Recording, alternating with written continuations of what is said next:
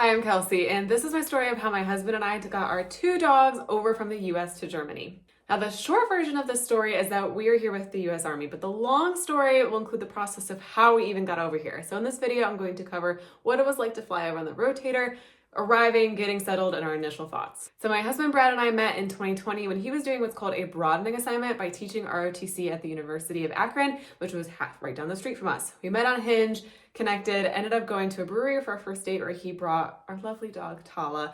That basically the whole date was just people asking questions about her. The Army has a way of expediting basically everything. So we got engaged 9 months after a meeting. We had our first wedding, which is a story for another day. 4 months later, our second wedding and a going party 6 months later, and then we moved to Germany. He's been in the Army for 10 years now, but this was my first official duty station. So I had to learn not only German culture, but Army culture as well. And what a shock that has been. But let's back up to how this even starts. If you're in the Army or if you've just joined the Army, you may have heard what's called the marketplace. For officers, we get our job opportunities.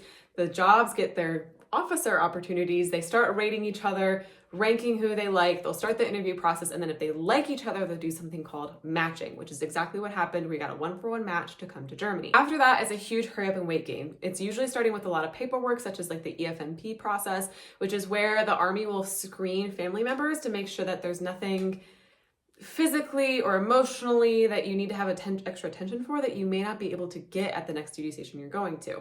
This paperwork also includes the ability to schedule the movers who they come and pack everything. Now, I'm a little crazy and had to pack some stuff myself to make sure I knew where things were going, but it's also sorting all of your household goods. So that's the big shipment of all your furniture, your unaccompanied baggage, which will come pretty quickly since it goes on a plane and it's things you want immediately to use, and then everything you're gonna be flying for. Which brings me to my next point is that we were able to fly the Rotator. This is a government leased plane, and that means we are not flying commercial. By flying with the Rotator, we were able to get 2 checked bags, 1 carry each. We were able to get 1 carry-on each, including a backpack and a personal item. So kind of like 2 carry-ons. We do have 2 massive dogs who thankfully were able to get a spot, but there's normally only about like 5 or 6 spots for dogs. So we made sure we called super early.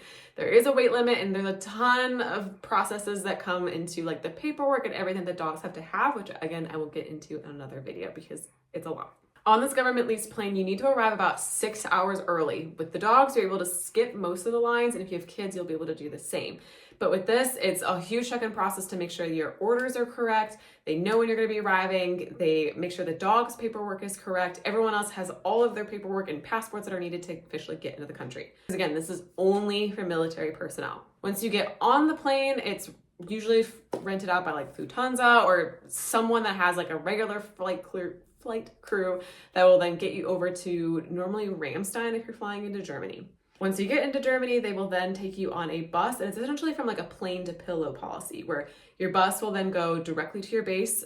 My husband had to get orders and being briefed there, where then our sponsor was able to take us to our house. You're wondering, what is this sponsor that you're talking about, Kelsey? So if you're with the military, about a month or 2 before you arrive, maybe even sooner, you're gonna get someone called a sponsor. This is someone that is currently already at your duty station that will help walk you through everything that's about to happen, as well as giving you housing options, talking you through like what Wi-Fi you might need, cell phone plans, everything you might need to know before you arrive.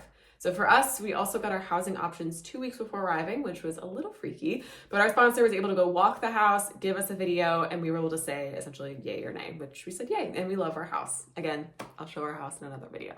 So we arrived at our house about 2 in the morning. Our sponsor again picked us up from base and drove us to our house, where he then gave us a little bit of a tour. We were able to unpack our bags a little bit, and there is loaner furniture in the houses here overseas, which was amazing. So, I mean, the furniture isn't amazing, but it was nice that they did have some furniture and we didn't have to go stay in a hotel. And we have a yard, the dogs could just veg out. Now back to the dogs for the plane. When they got to the airport, we had to check them in about an hour before the flight, where they were literally zip tied into the kennel. Once we arrived to Ramstein completely, we were allowed to let them out for about 2 hours, but then it's German law that the dogs have to be under the bus in a kennel for that ride. So we had to put them back in, get to our base, and then put them into a car to get to our house. So thankfully they did really, really well. Now where we're currently stationed at is a bit of a rural area. So initial thoughts, when we first woke up, the cement walls meant that we could not have any cell service. We did not have Wi-Fi. It's not like the States where you can go get a router from a Wi-Fi company and plug it in and you're good to go. they have to physically come turn on, like you plug everything in, but they have to come turn on the service for you. So we didn't have that. We didn't have a car, and there really wasn't a great mode of public transportation, surprisingly, for Germany here. Like the train station wasn't close. The bus was on a weird schedule. Like it just wasn't gonna work. So we had to get a taxi to go get some groceries. Thankfully, we do live on a street with other military families, so they were able to understand and help us and drive us where we need to go until we were able to get our government license to be able to drive here and get a rental car with no problem. The first month is definitely getting used to everything. It's understanding a little bit more about the language, because in our base in Vilseck, it is a little bit different dialect than what you might learn from German apps or anything. It is learning a lot about dead zones for cell phones, because not everywhere in Germany is going to have service, especially in Bavaria. It's learning cultural rules. Like we're not allowed to mow on Sundays. Everything's closed on Sundays, and we arrived on a Friday. So on Saturday, we were scrambling to get everything we were going to need. You can't wash your car in the driveway. Learned that, unfortunately. And there's just a lot of rules and things to kind of get used to. They also don't know a lot of English here, so that was difficult trying to communicate.